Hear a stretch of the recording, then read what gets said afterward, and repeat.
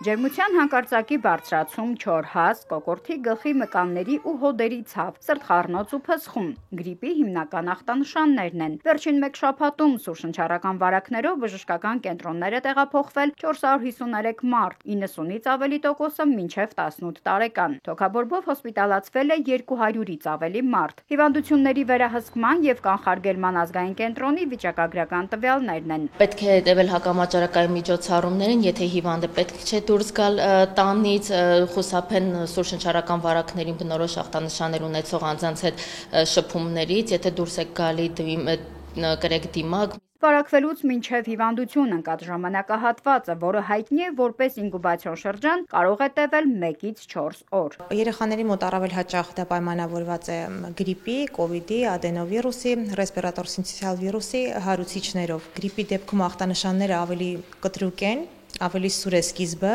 ջերմության բարձրացում, ֆեբրիլ թվերի մինչև 39-40 աստիճան,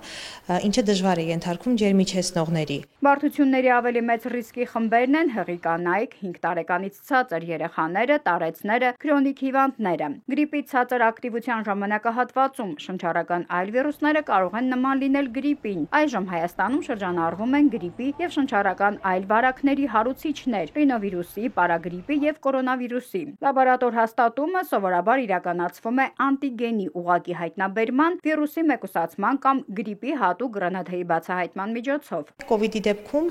քթահոսություն հարբուխի երևույթները ավելի շատ արտահայտված են եւ սկիզբը այդքան սուր չէ, ինչպես գրիպի դեպքում։ Եվ գրիպի եւ քովիդի ժամանակ երեխաները կարող են գանգատվել նաեւ փորլուծությունից։ Եթե կլինիկական նշանները չեն նահանջում, երեխան 2-3 օր ջերմում է, ջերմիչեցնողները չեն օգնում, պահպանվում է չոր հազը, պետք է դիմել բժշկի օգնությանը։ Հիվանդությունները կարող են առաջացնել մի շարք բարդություններ, ինչպիսին են թոքաբորբը, օտիտները, էնցեֆալիտները,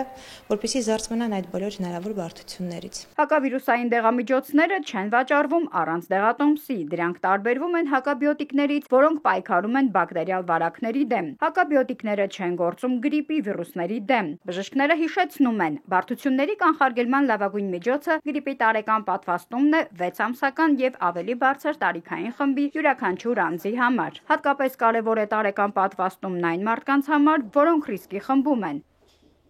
Նարնե Ղուկասյան, Հարություն Հովսեփյան, Էպիկենտրոն։